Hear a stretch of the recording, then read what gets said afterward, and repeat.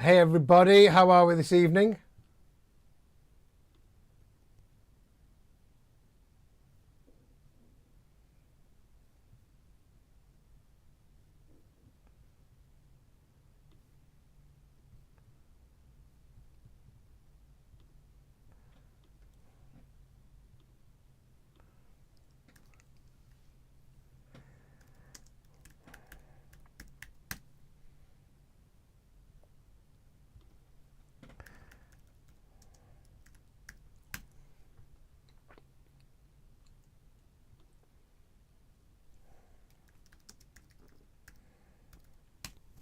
Hey Bashir, how are you this evening?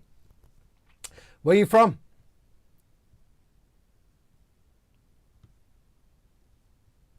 And can you hear me all okay?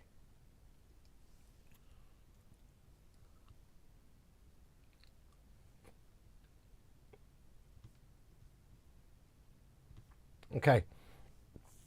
I got an email of somebody called Volcoder, and it was regarding using the Megascope and how I use it.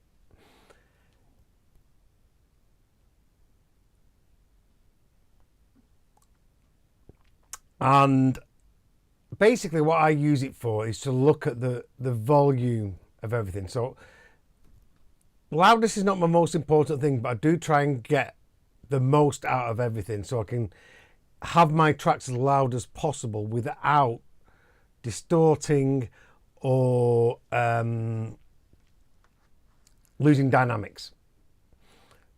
So let me show you this. Okay, so this is the oscilloscope, and what I've done is I've put one on every bus, and it shows I've coloured the bus. So I know the red is the kick, the vocal is blue, the high drums are green, the bass is yellow, which I can't see for some reason. Let's have a quick look at it, and it shows you the volume of everything.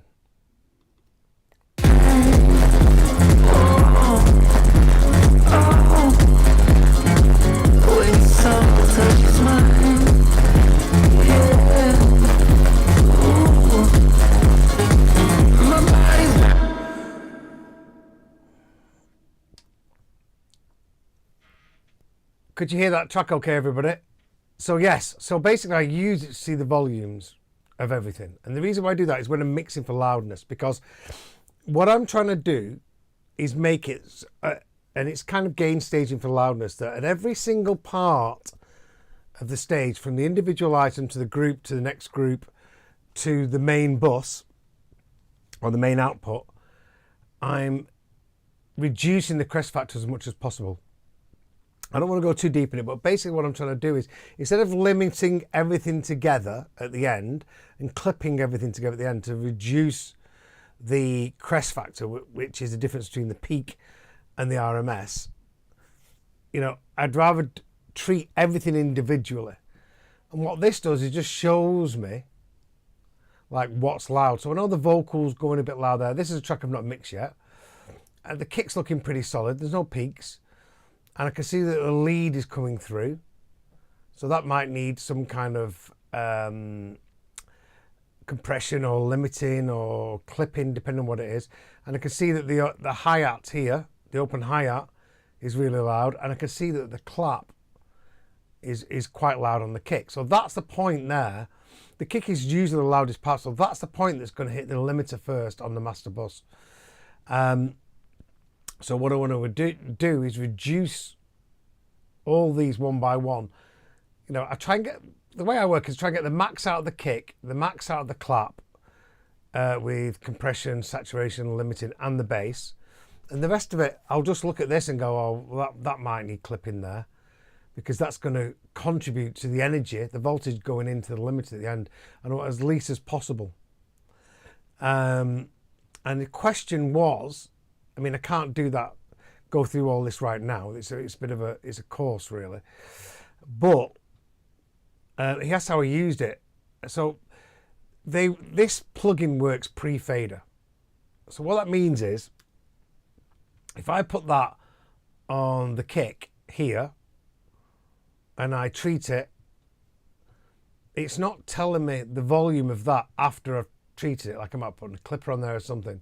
It's telling me the volume before it goes to the fader, before it goes to all the plugins. So what I have to do is create another bus. I create a bus with it, and on the bus I put the oscilloscope, and the fader's always at 0. So what that tells me is the energy, the volume, the voltage going into that beforehand. So if I've got a bus, a perk bus, for example, and I've got the compressor on there, or I've got the high perk, and I've got loads of stuff on there, what I'll do is I'll just create another bus and drag the oscilloscope on there instead.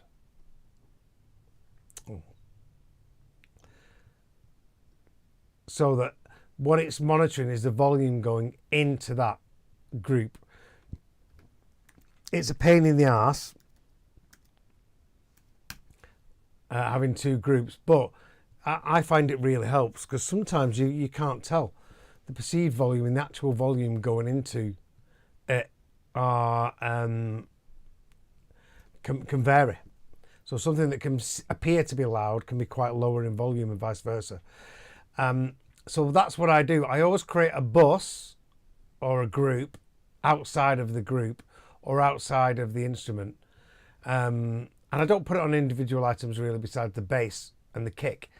So as you can see, and they have their own group anyway, because if I send it for mastering, you know, I'll want all the groups sending separately. And that's how I use the oscilloscope. I just use it to use my eyes to see what the volumes are. It's a great plugin. So I haven't got one on there. Let's have a look at this one.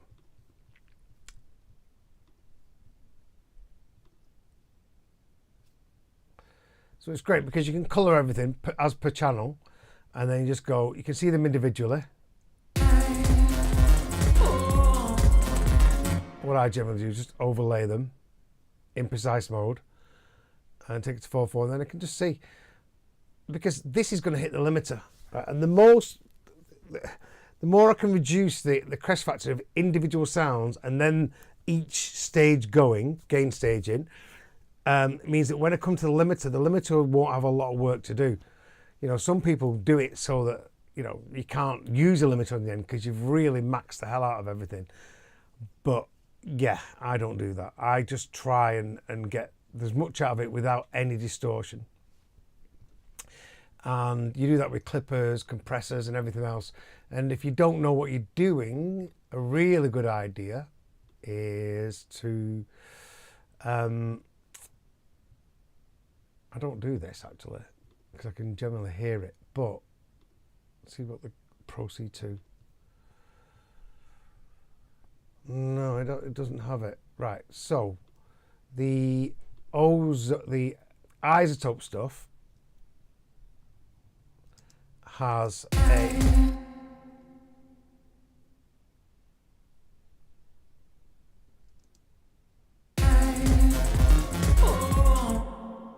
delta mode. So for example, if I think, right, I'm going to try the limiter on this.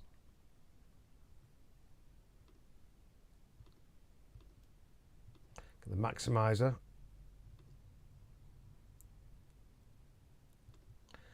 And I'll limit it.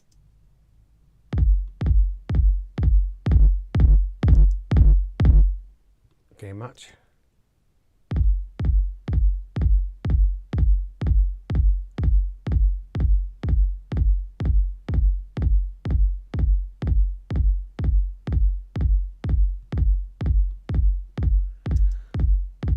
Okay, so I've limited that.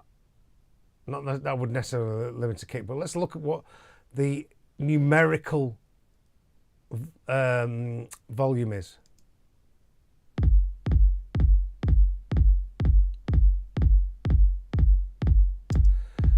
From 20.7 to 21.7, which means I've taken off a dB, okay? Now, you might be going, oh, I can't really use my ears. I don't know what to do with my ears to understand if it's distorting or not. And I was like that for quite a while. And now in ozone stuff, you've got this delta mode.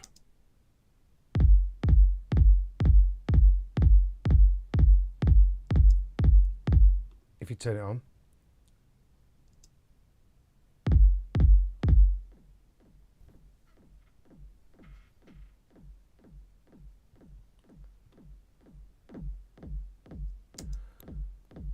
So that's the distortion that it's creating. And let's just push it a bit more so you can hear it.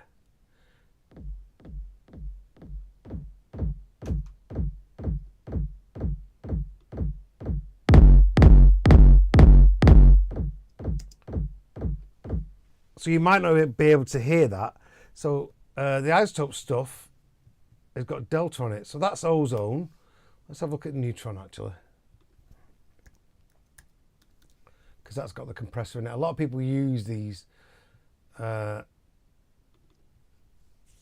don't really use neutron. I bought it for the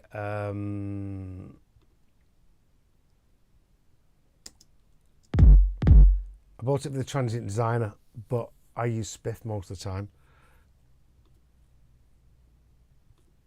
This doesn't have delta on it, which is a shame. But you can also use a limiter in ozone. Neutron 5 might have that. I haven't got Neutron 5. But if you were doing clipping, you know, standard clip doesn't have it. But if you want to realize what you're adding to the mix, because remember, anything you add to compression or limiting or saturation, it's going to add harmonics and distortion. And you don't necessarily want that or loads of that in your mix if you put it on everything. Let's have a quick look at K-clip.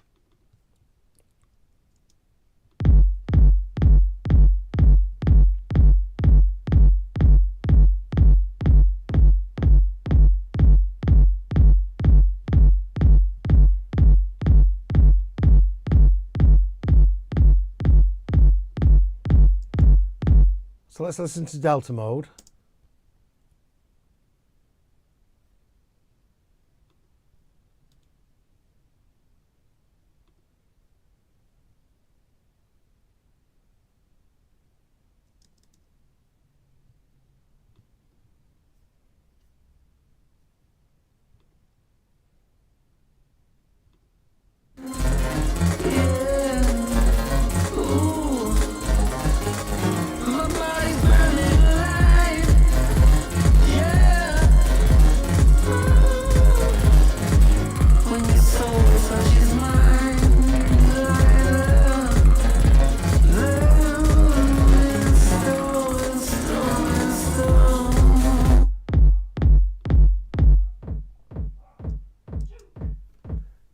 So it's adding that into the mix, and some people might not be able to hear it. So if you get into clipping, you know, realize that you're adding all this distortion, and listen to the difference between the hard clipping and the soft clipping.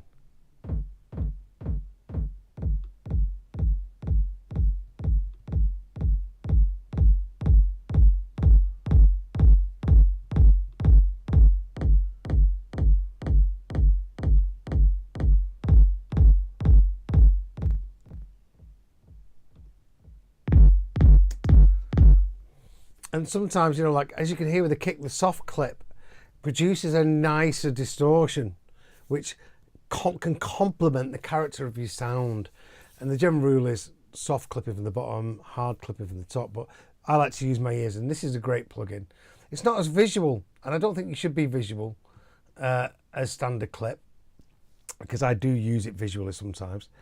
But it's nice to see what you're adding to the mix, because if you've got to clip a few things, which are the key elements going into the limiter, then you need to listen to what you're adding and try and tune into that and see what it's doing to your mix. Does that make sense? Hey Bashi, yeah, my sister lives in Key West. And Adrian, how are you doing tonight? Nice to see you. Jay, good evening. Okay, everybody.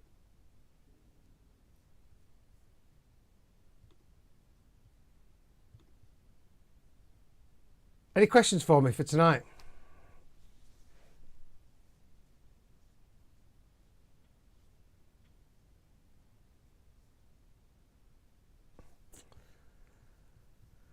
Okay. You can see here I've got 3 kicks. And the reason for that is that kick's the first thing you put in a project, always. But what I also do is the last thing I'll look at is the kick. Because the kick has so many frequencies in it where you've got the character of it and the weight of it, which will be the fundamental, and then the top of it. And really the kick wants to be cutting through the mix all the time. And like a track like this has got so much in it that I've got to balance the mix to when I add things in, I make sure that the kick's coming through all the time. Well, sometimes I add things in which are lead. So I like to think of lead 1, lead 2, lead 3, as you know. And the kick, there's loads of kicks that you can get. So at the end, I'll go and I'll change the kick, and I'll try and make the kick work with everything else that's in the mix. It's not as important as if it was minimal tech or tech house, where it's just tech and a bass line. With this music, you've got so many frequencies that it's going to possibly affect. So what do I mean by that? So let's have a look here.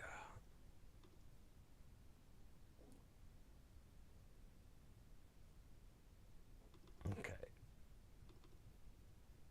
So what I mean by that is this. You know, you've got key frequencies which are the character of it, okay? And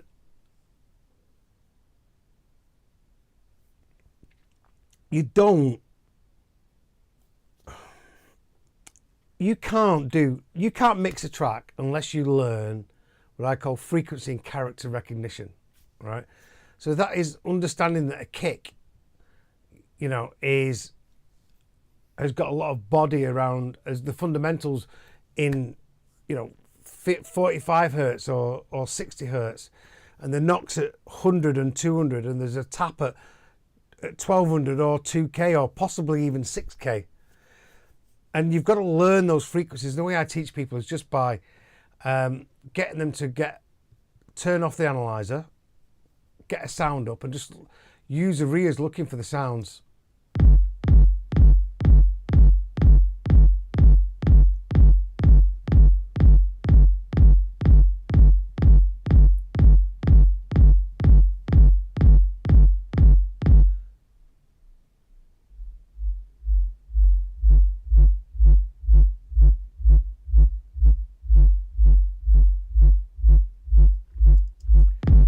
So now I'm listening to the fundamental, right?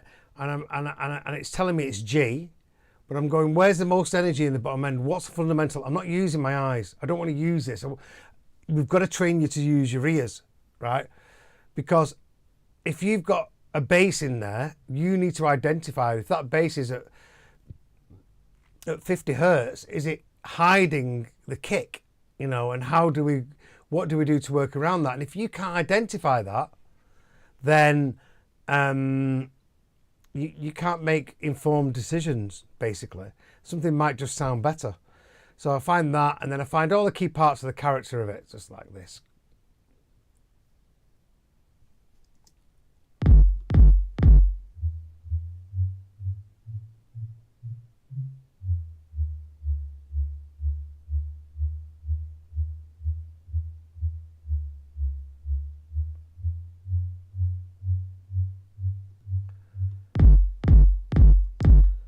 And so on, and I just find the key bits. So like, I go like this.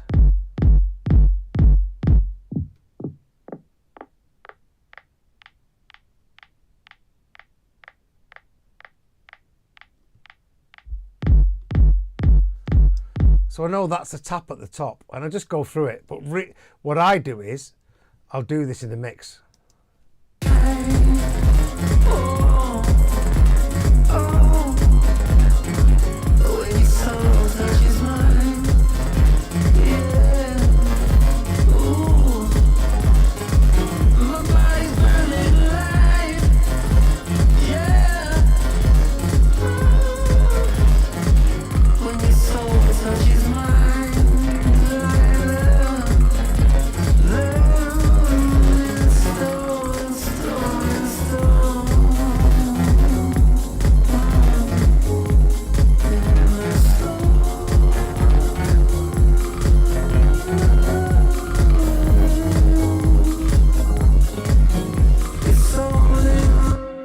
And I know the top of that kick's 2K. I've gone up in the mix. So I'd like the top of the kick to come through a little bit more. Have I got the right kick? You know, the bass might be clashing with this bit. So sidechain it is the obvious thing. Or maybe I need a kick. You know, that was in G. Maybe if the kick is in, if the bass is in G as well, maybe I need to go down to the F. So it just feels like get a kick that's in F. So the weight of the kick is coming through underneath it. And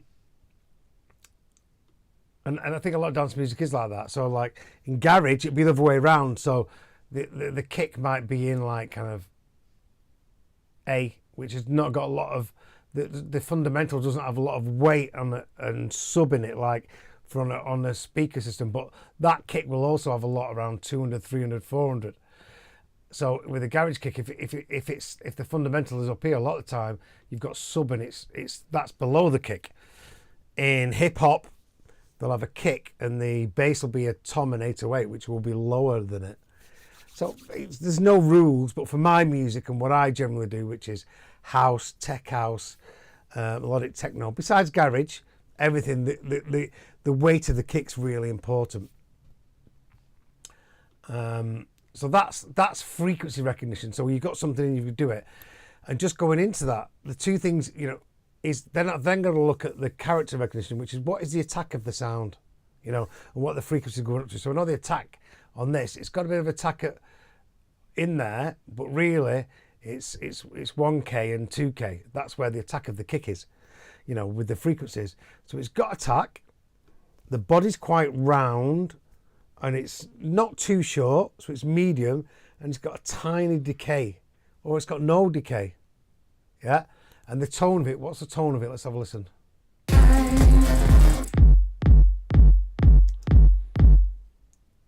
The tone is, you've got the 1K, 2K, and then you've got the bottom of it. Right? There's not a lot of character in between, really. And that's what we identified. And because in this mix, I'll need to pop this through. So asking yourself so you get the kick, you put it in, you say, okay, what frequencies are the main frequencies? And then you identify frequencies, and in the mix go, okay, what else is in them frequencies? And like, don't just think about boosting that sound, maybe think about where you're taking out of everything else. So like with a vocal, there's always going to be something in the way of a vocal when it comes to, you know, things with pianos and synths and all that kind of stuff, not minimal or tech house. So, you know, what you'll do is you'll go, okay, you always ask yourself, what am I trying to achieve? Okay, so you've got a vocal, what else is in the area? Well, the synth's in the area, the top of the bass might be in the way of the bottom of the vocal, and a piano might be there or something else. And you've got to be able to identify them issues so you can then go, okay, the vocal's got to be at the front of the stage, right? The piano's there at the moment and they're fighting each other because it's soft vocal. Okay, what I'll try and do is sit the piano back with a bit of reverb and volume, or maybe stereo spread it and dip the mids sidechain to the vocal. But you can't make them decisions about what you're going to do to something unless you understand the frequency recognition. And you can start using analyzers and all that kind of stuff, but really you want to train your ears, because once you've trained your ears, the sounds that you choose for the mix, well, you'll choose for the mix, not necessarily just because you like the sound of it. And straight away you won't be going back to the mix trying to fix it all the time. So yeah, this is a busy track. It's a very busy track. I've just added some more percussion that Dario did. If you don't know, Dario is Younger. Do you know Younger? Look him up on YouTube. Young R, amazing. So he lives around the corner from me in Abersoch, Wales. So we made the track. He came around here, we did it, and then he's gone home and added a bit of real shakers and tambourines, and he's added a bit of guitar, which wasn't here the other day, and a vocal. So I've got to mix this now. So yeah, that's that. Frequency recognition and character recognition. It's one of the big learning lessons that we do in my one-to-one mentorship on Zoom. So it takes time, but we give you the tools to recognize it and to be able to do it. And it's the most important thing. You know, that we can't go further until we've got your row map sorted and your frequency and character recognition, because you don't know what OTT is doing, you don't know what EQ is doing or a compressor doing. A lot of the time, if you're only just using them slightly, which is how you should be using them a lot of the time.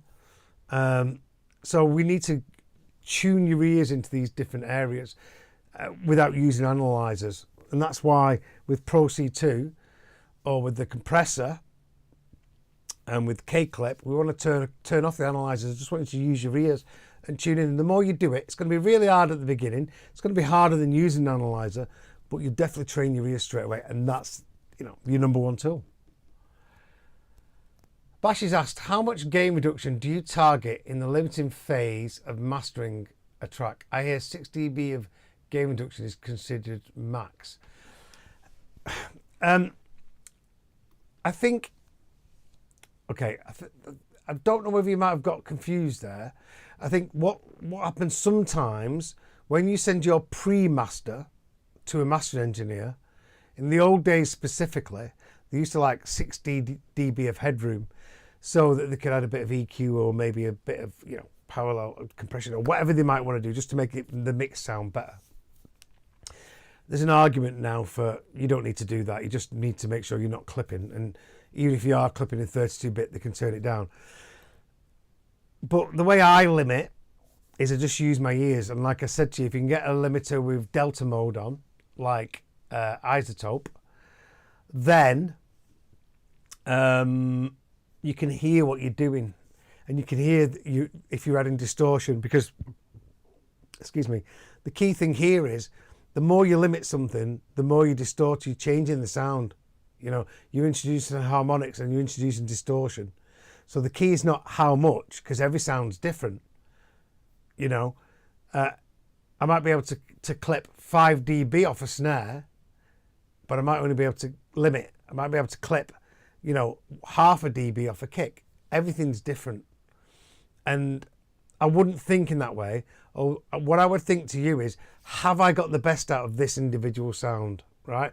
And then on the mix, what I'll do is, I'll do the same. Right, this is the mix. What can I do to reduce the peaks going into limiter? I might add a bit of a clipper. I'll add the EQ first, just in case I've got some phase bumps from low cuts or any EQ. I'll put the clipper after. And then I'll clip any transients off that need doing on the master. And then I'll limit it, but I'll use my ears. And I'll limit it to the point it starts distorting. Then I'll try the different flavors of the limiter. Now, I don't master for people, really. I only master the tracks that I produce. Because I'm not a mastering engineer, you know, and there's amazing people like Zoran, who I use, Rob Small, loads of people that, you know, you can get mastered done digitally quite cheap, and those people are just experts. So if I was you, I'd just concentrate on getting your mix sounding as good as possible with a bit of headroom, and then send it to a mastering engineer who knows what they're doing in your genre. Does that help, Bashi?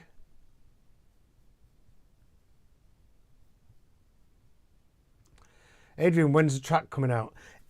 I'm still not happy with the mix. As you saw in the oscilloscope, there's still a few peaks coming through. I'm going to try and get it right. This music, you know, isn't really like, it's not like -7. A lot of it's like -9 or something like that. So I just try and get the most out of everything without distorting it. That's all I do. And I don't go, oh no, I'm only getting to -9. I'll go, well, I know I've done my best. I know I've not pushed anything too much with the limiter. So let me give you an example of the limiter there, right? So again, go to the busiest part, obviously.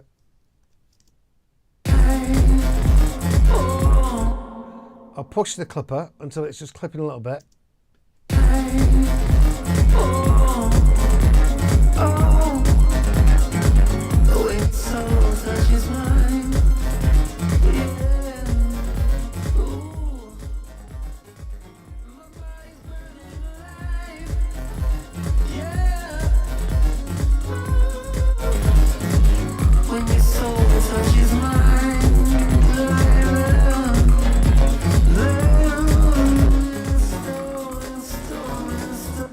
and then I'll A/B it. So auto gain, this is a really good auto gain on this. This is the acoustic clipper, and then I'll auto gain it, and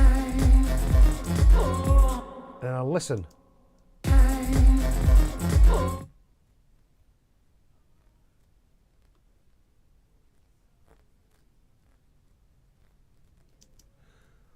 And you hear that little noise there.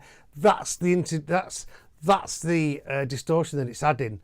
And then I'll have to make an informed decision as to whether I'm killing the transients and the dynamics, or I've used my ears to see if I like it, and then I'll listen to that, and then I'll try and tune into that and see if I can hear that distortion.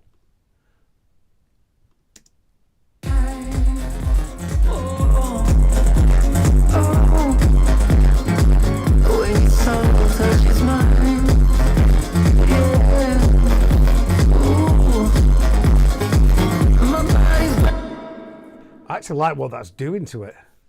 Sounds really good, actually, that. And then what I'll do is I'll go to the limiter and I'll do something similar. I'll use my ears. I'll take the gain off. I'll let that do the volume.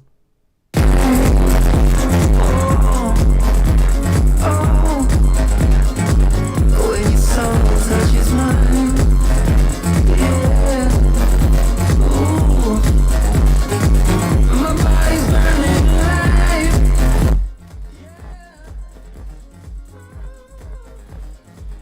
When your soul touches mine,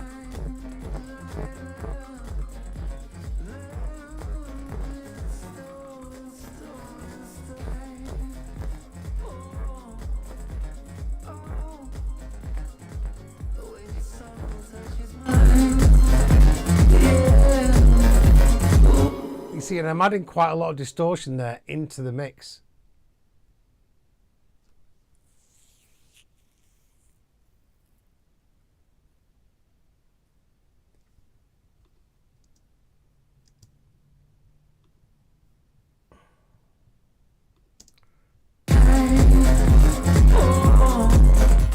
Okay, let me put my headphones on. It does this sometimes. Is that...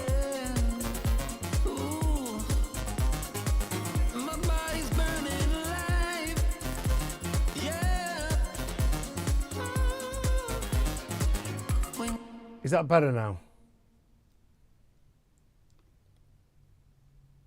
I've turned the mic off. I've turned the speakers off, so I'm hoping that that's better now.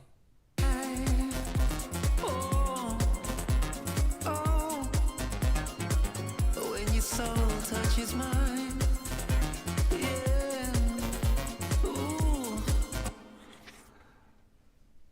Okay, thanks. Sorry about that, guys. It's weird because some nights it does it, some nights it doesn't. Just keep the headphones on. So then I just listen to what it's doing. So basically, I'm listening to the delta mode in it. Oh, this is what I tell people to do. And then just try and get the best out of it. If you listen to that there, it's doing...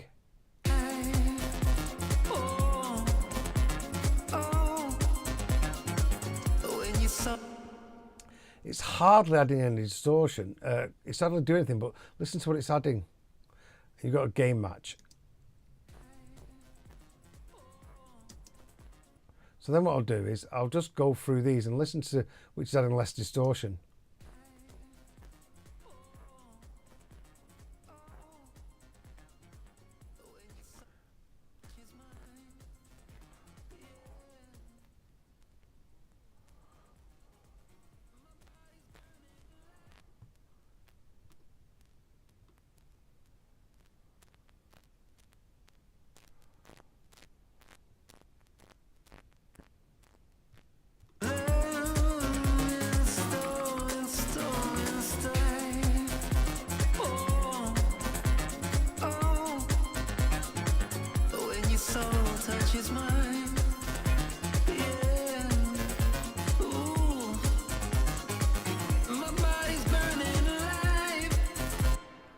So what I'm doing is I'm tuning into the delta. And I'll tune into that frequency, and I'll take delta off and listen to the mix, then turn it on and off and see if I can hear that distortion.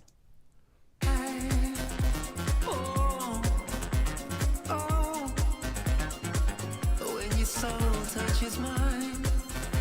Yeah. Ooh. My mind. And that's just what it's adding to it. I still need to listen to the kick, right?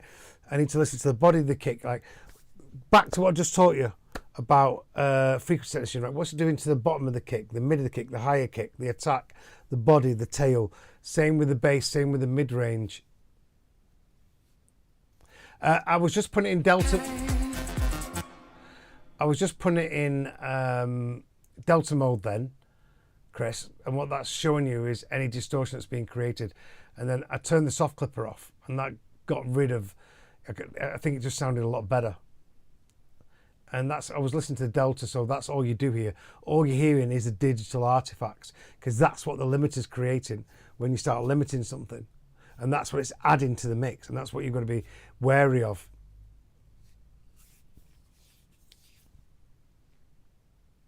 Delta mode is basically what the process you're doing is adding to the mix.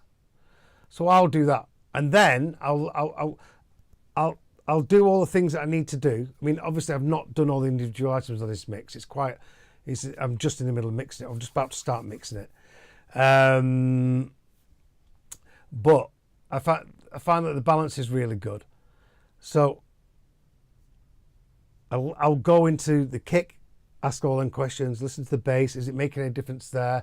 Just keep turning it on and off. Remember, you've got a gain match. It's got to be level match. There's no point doing this if you're turning it on and off and the volumes are different.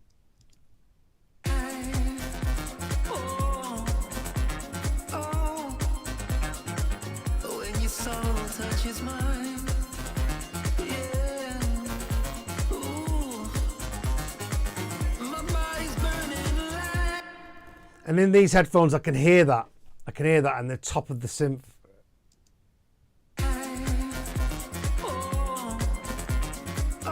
Listen to the kick. When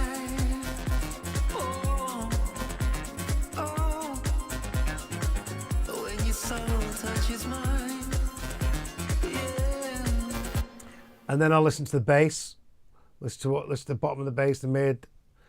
You know, and I'll just listen to see if I can hear any distortion, because, you know, I'm not master engineer, but we've got the tools nowadays to really help us to identify these.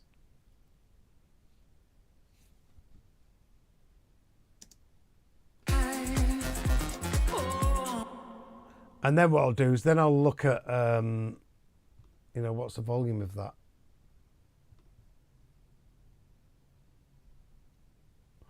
Or what I'll do is actually, then what I'll do is I'd probably get a reference and A/B it.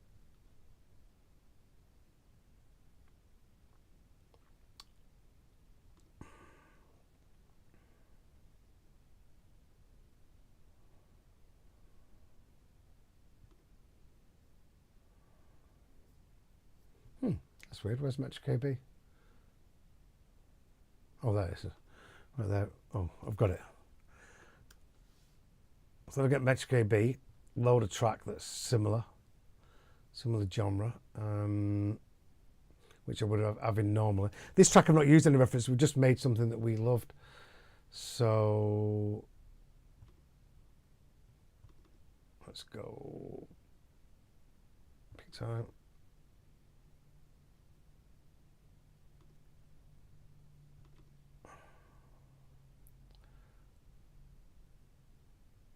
Let's look at Live Machine. That's a good track. And what I'll do is just, I won't have to play this long. I'll just listen to it and go.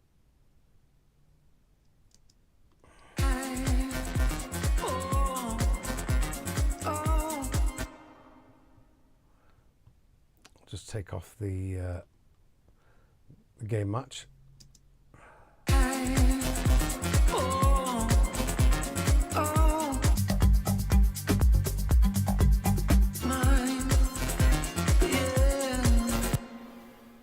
And then I'll look at my meters. Go.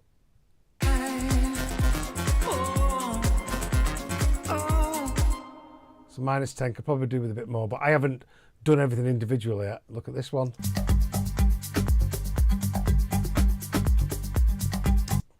and it's in the ballpark. You know, ours sounds louder because we've got more mid-range and claps and sounds, but that's what I would do. And you know, and if this track I play it and it's, you know, -10, and mine's -8, and I can see it's limited, and I'm adding a bit of distortion. I'm always going to try and reduce the distortion on different things. So because I've done the delta, I'll be able to tune into that and go, okay, well, what about if I do that?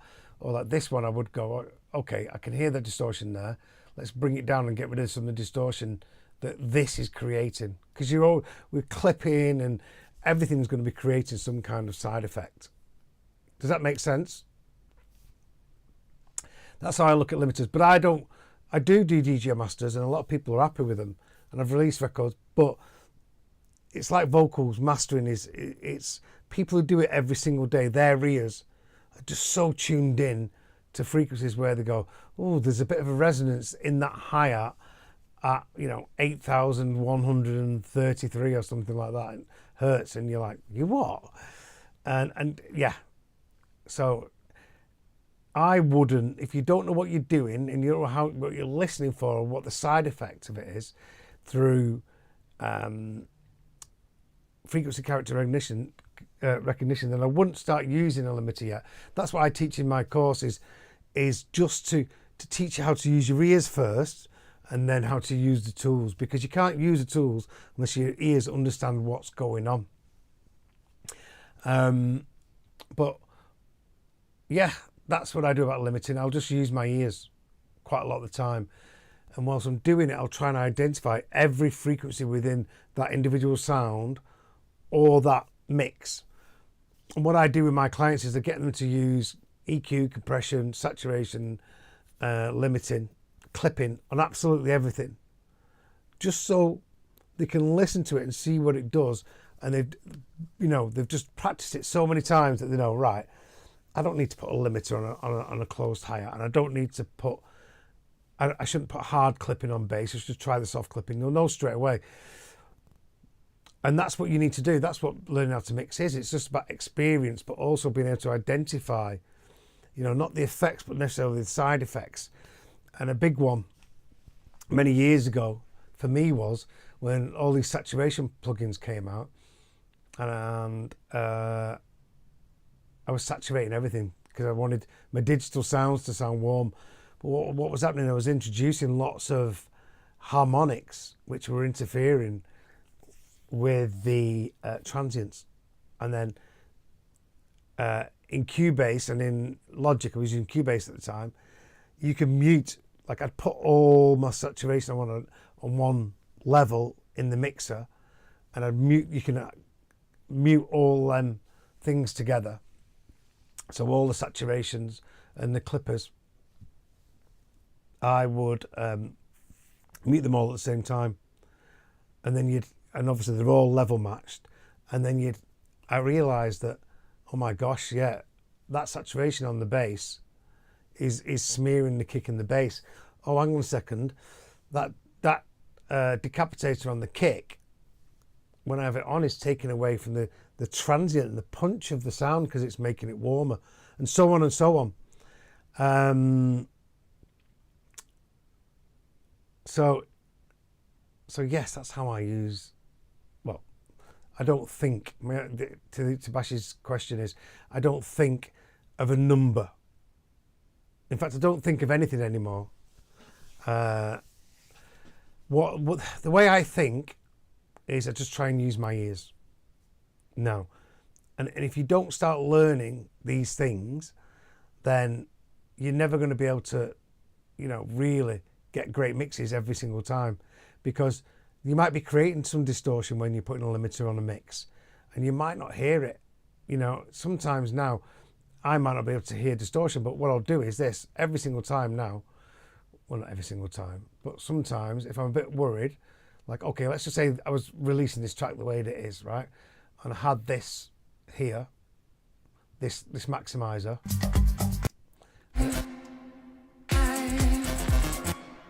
And I didn't know if there was some distortion. I was A-B in it, I could hear it there, I wasn't quite sure. I'd go like this.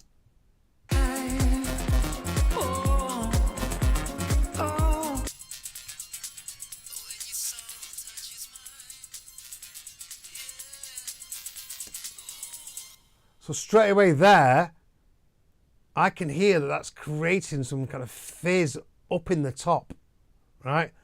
Which I don't necessarily like.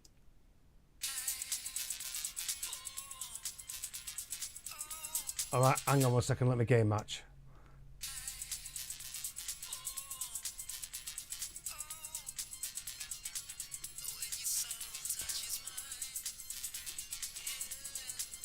So I can hear something in the top end. Is it bothering me? It might bother somebody else. It's not bothering me. And then I'll listen to the mids, do the same thing, turn it on and off.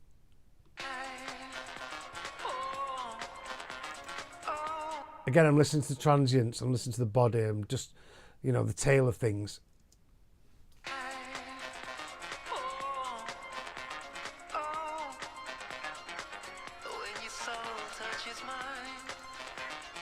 And don't forget, sometimes it might sound better because the distortion that you're adding in, even though sometimes it might be bad, might be good. It's just like saturation, you know. Saturation can be nice and warm, or it can be muddy as hell.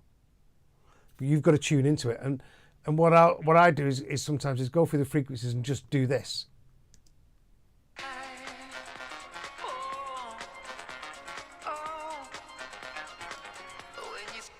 And then I'll go to low mids, because that's where a lot of the distortion is in low mids.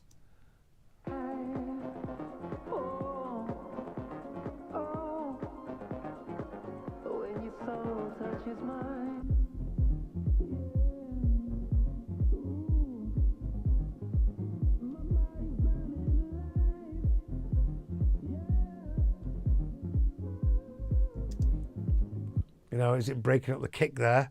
Is the energy of the kick there breaking it up?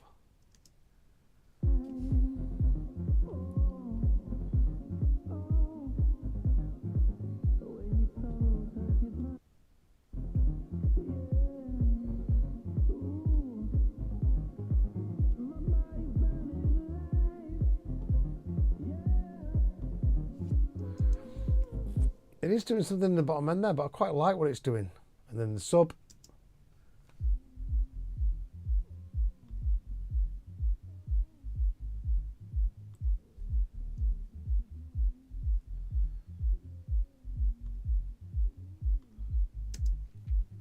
Don't forget, with a limiter, you're turning the loud parts down and the quieter parts up.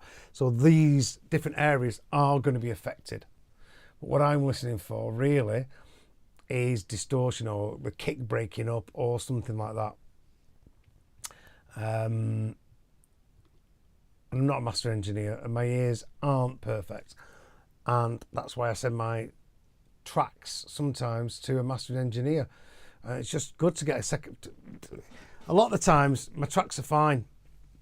But sometimes if I've been working on my own track for ages and ages, I've done my own editing, overthinking it, it's just nice to get a second pair of ears on something. And the other thing is a lot of big artists, you know, are sending their tracks to master engineers as stem mixes, and they're making on the laptop, and the master engineer will be changing stuff for them. So for you, the priority is getting the right music in there, the right sound choices, getting the mix to the best it is. And if you think it's a good track and you think it's really good, for the sake of, 60 quid get it mastered, or 35 quid with some people, or, if you really think, oh yeah, this is really good, 110 quid to a really good master engineer for a stem mix. Well, not really, yeah, a really good one.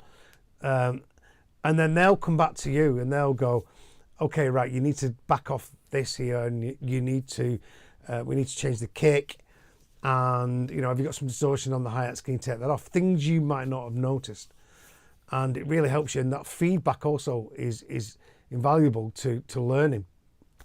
I've learned a lot from my mastering engineers, and again, even this week I've learned something about. Well, I'm having a bit of a conversation with him tomorrow. But the width in the bottom end, I've always had a narrow bottom end, and he's saying you don't need to nowadays. But I seem to think that the punch is in the centre, in the mid-range, and the attack. And I think that for our music in the clubs with big sound systems, we need that attack to be dead direct, not spread out. And yeah, I'm not sold out on it yet. I've got this new plugin bass lane that I'm working with at the moment, which adds width to the bottom end to any frequencies you want, but it's not stereo spreading, it's doing something psychoacoustically that makes you think that there's something there. So I'm playing with that. But in my studio, and I've got my master engineer says my mixes are great. When I have wide bass or wide low end, it doesn't feel like it's punching to me. So yeah, we're always learning. Any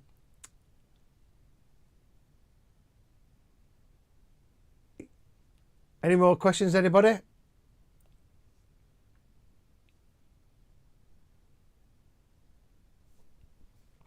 Yeah, I'm probably going to mix this down tomorrow. I've got to make a video because if you've seen the Todd Terry video on my YouTube, everyone, I'm taking that down because that's going to Fader Pro. So that's going to be taken down. And if you've not, please sign up at subtonemusicacademy.com. Sign up to the Taster Plan, it's free, and there's loads of tutorials in there for free that you can watch. Well, there will be. But yeah, I'll probably mix this down the next couple of days. Younger, he's on tour at the moment, so he's been to Bali, he's in Sweden at the moment. When he gets back, we're going to work on another track. So I'm in no rush to finish this. I like going back to tracks with fresh ears all the time.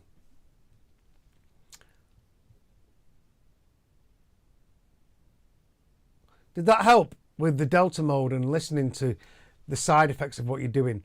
I mean, remember, you've got to understand what you're doing with a compressor or a limiter before you start using it. And all these sound different. And I think balance gives you less distortion. I had soft clip on there, but the problem you got with this, and that was distorting it. The soft clip, I didn't need it because I've already had clipping with the Ash Ultra. And I reckon that's -10 now. I reckon I'll be able to get that to -8 easily by gain staging each individual item, with compression, limiting, and saturation. When we're talking about, adding saturation to things, that saturation does affect the punch. And a master engineer said to me, try and use as clean kicks as possible, which is why I like kick 3, because if you add tape to something or you add limiting or clipping, you're adding distortion in there, and that is going to be interacting with the transients. We want as least amount of distortion as possible on the transients.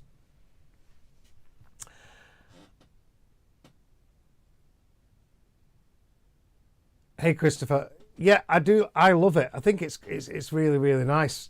I just bought Michelangelo the other day and I used it. I think that's fantastic as well.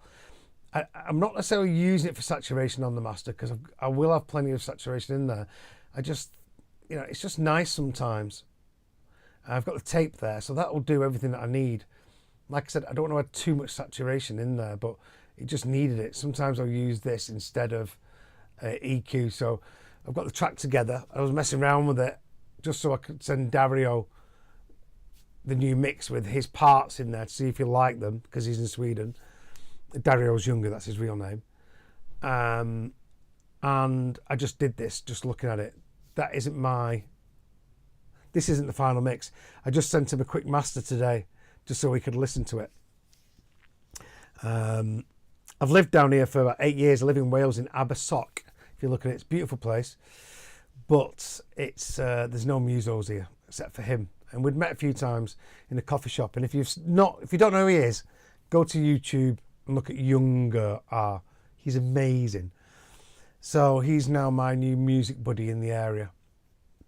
And we were both the same. We're both getting cabin fever and just like kind of going around in circles. And it's nice to balance off someone, because I've always had studios in Manchester, and I've been on the tour and on the road all the time. And in Manchester, there's loads of music people, and I used to mentor people and mix down for people. And I was part Pirate Copy, and I ran nights, so I was always in the scene.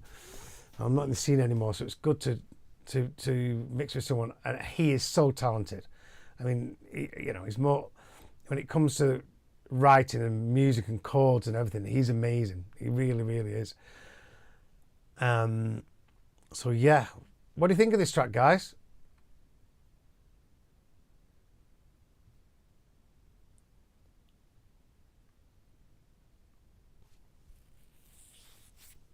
Do you know what, Matt?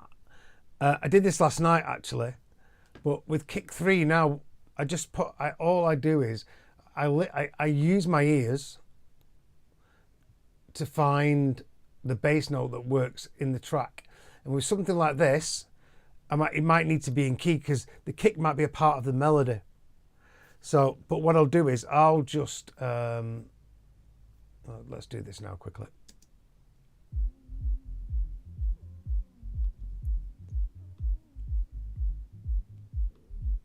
Touches mine.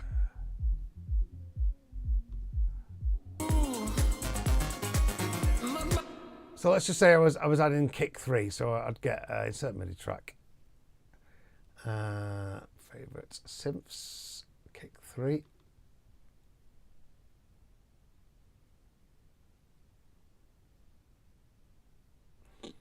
Yeah. I've only had it a few days and I'm loving it. I'm actually going to do what I did yesterday. I'm going to get that.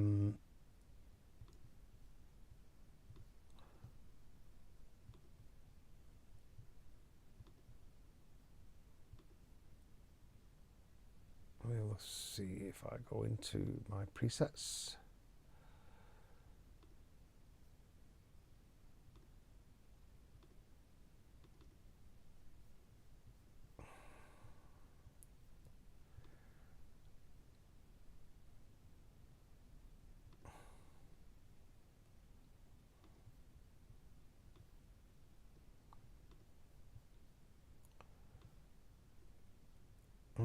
Load preset.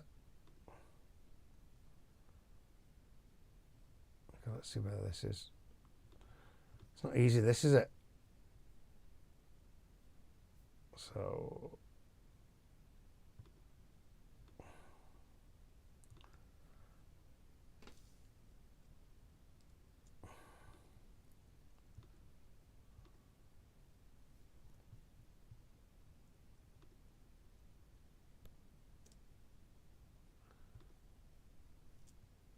library.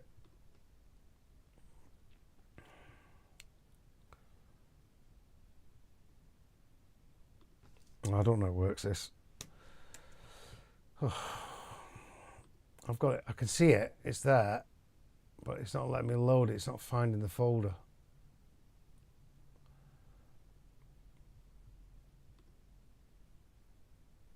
Because I've got no library in it, but it's not showing me the library. There we go. Mac Studio, library, application support, Sonic Academy. This is a pain in the ass. I was saying how amazing it was yesterday.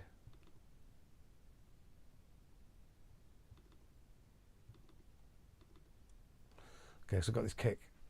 So what I do is I get it, and obviously this is where the music is at the end here. So around here. So let's just put it in.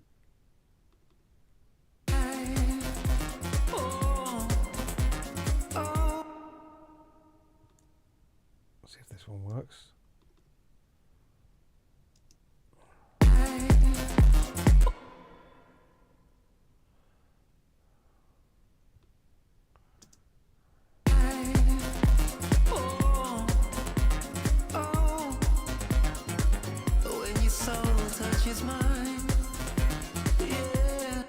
And obviously I can't feel the bottom end, so what I'd do is I'd move this till I'd mess around with these until I found what works better with the bass and everything else.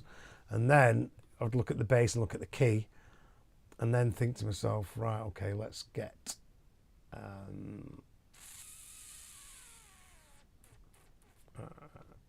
tuner on there and look in here.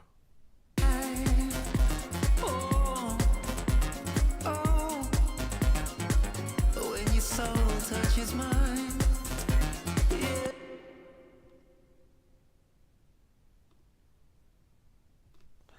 And then, yeah, I'd use my ears and what feels right in the speakers. And obviously in the headphones, I can't tell. Christopher Sin, do you prefer sampled kicks for low end or kick 3? It depends on the sample, doesn't it? I mean, I've only had kick 3 a couple of days, and I've imported about 5 kicks into it.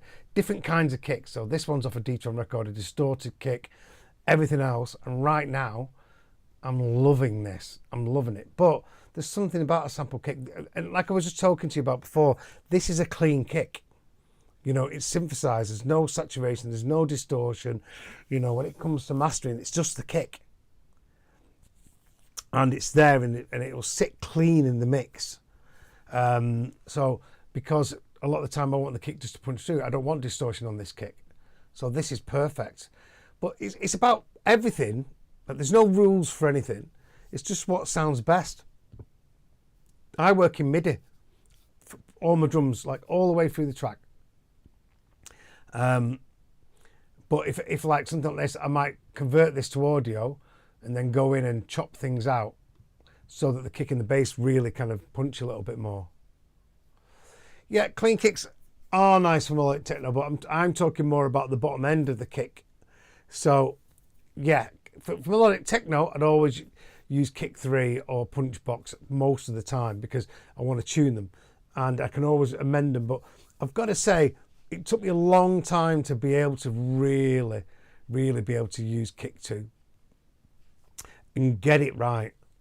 And I just think that this now, like, be able to import and get the main upper character or something and just create a new bottom end, it's amazing. Ask me the same question in about 3 months and I'll tell you. But right now, this is sounding fat and I'm loving it. And you can always add a top bit to it.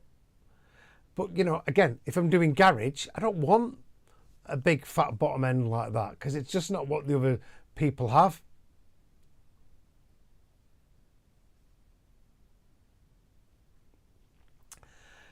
Lee Johnson, any tips on drum pattern programming? I know sample selection and quality sounds, velocity, etc. Right, it depends what genre you're doing. Something that one of the exercises I get my one-to-one clients to do is we get a track and I get them to copy everything. Okay, so they have to copy everything in the track, and so they can tune their ears into all the different things, and that includes like the hat patterns and the snare patterns or whatever it might be, right? I get them to do about 3 or 4 different tracks, and then they of which drums you like. Okay, we'll come back and copy it, and they'll come back and I'll go, well, what about this and what about that? You've got to remember drums. It's going back to that old thing, right? Imagine a drummer's going doom doom da doom doom da da. See my body going like that, moving. That's how you do your drums. That's how you do your velocities. You know, to how you feel you want them to make you groove and feel. So the drums, the bass, and the backbeat. You know, the da, which will be a clap or a snare. For me, that's the groove and all the elements. And the way I program is to how they make me feel. And I was saying this last night. The trick to punchy drums is A, getting great samples, but B, making sure that you're not smothering those samples with the sounds, with saturation, you know, with anything that can go in the mix. That's what character recognition is, and frequency recognition is when you put something like, what's it doing to that clap? What's it doing to the hat? What's it doing to the groove? What's it doing to the feel of it?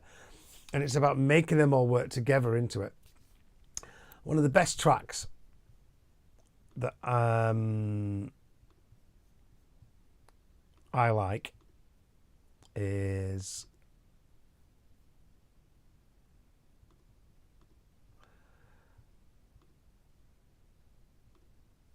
this.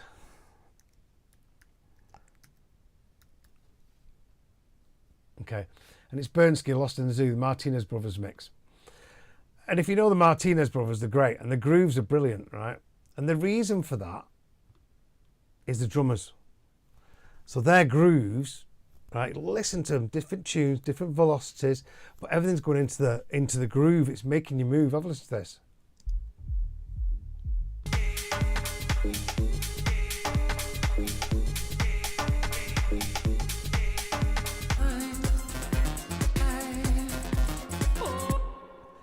I don't want to play it for too long in case I get a thing here, but you see how everything's, each sound is making the groove. That's what makes that track brilliant. And for me, it's all about grooving dynamics and punch. And they're both drummers, the Martinez brothers. That's why a lot of their tracks sound so good, because they're playing it like a drummer. And that's what programming drums is about. It's about the groove, and it's the way it makes you feel and how you dance to it. So just try and think about that. You know, just try and tune into your groove, and that's why you have different velocities, because it's making your body move in different ways. Do you know what I mean? It's making your head nod in different ways.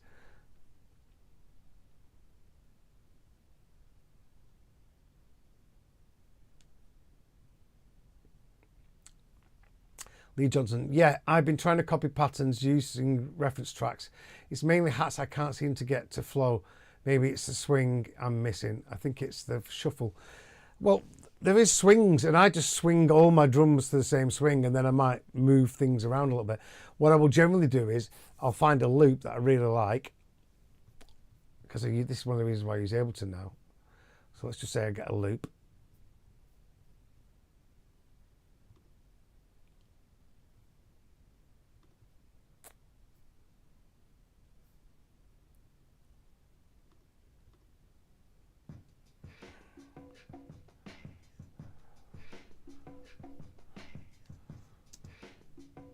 And I'll go, right, okay, right, yeah, I love that groove on that.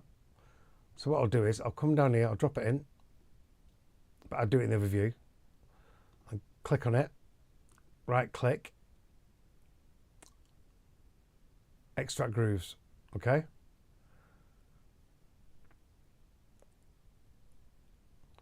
So now I've got this groove here called Iron Bar, right? And that groove now, well, this drum loop will apply to everything. So what I might do is look at it first of all and go, okay, well, I always want the snare to be on the beat, right? I'll keep that there, but I want the snare to be on the beat and the drums to be on the beat.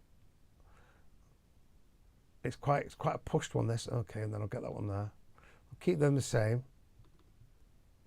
Just this one, move it so it's exactly on the kick, so it's not flanging. Sometimes I'll depend it and keep the rest of the groove, and then I'll do it again. And then I'll do it. Then I'll do the extract the groove. And I might use these grooves. I've got a few of these and just use them on different tracks. But if you're bringing in a loop in the background of the track that's a bit of a real loop, extract the groove. Oh, sorry. Sorry, guys. I'm trying to do too many things at once. So what I'll do is I'll bring a loop in like this. I'll go right click, extract groove,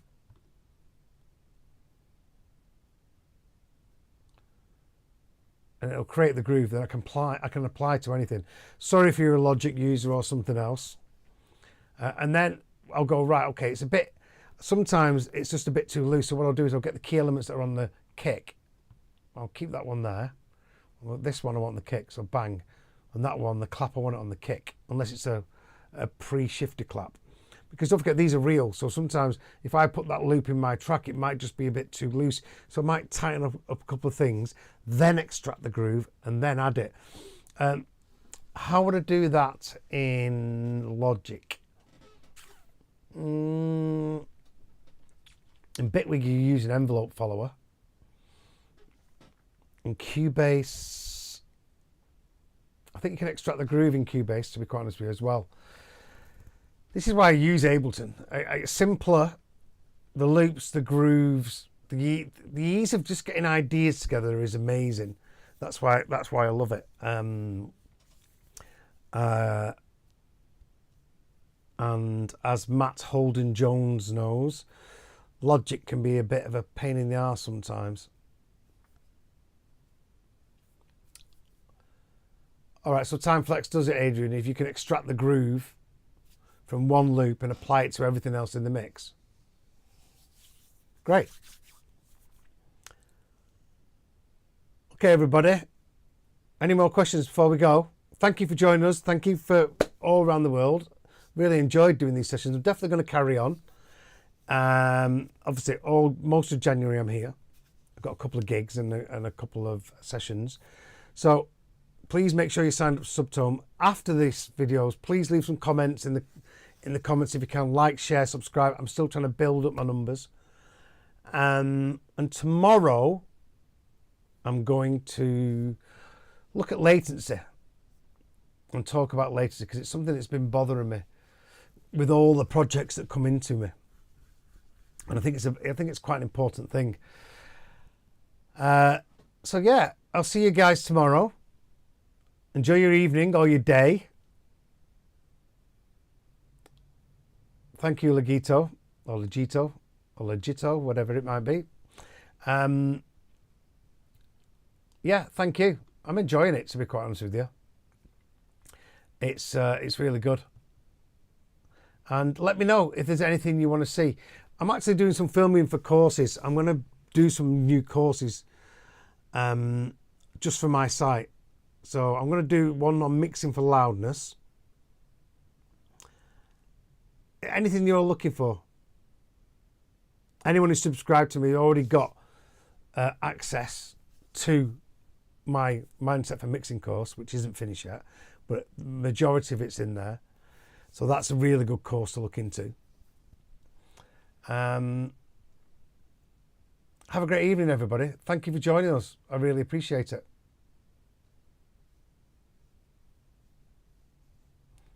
Oh, one last thing. Send me your track if you want me to do a mix review. It's only an hour long, an hour and a half. We don't generally get to mix the whole track down, but as one of you did, send it in, and now I'm mixing the whole track down, and it's going to be amazing. But it's generally pointers. We all learn from each other's mistakes, and that's the way to do it. And that's what this is about.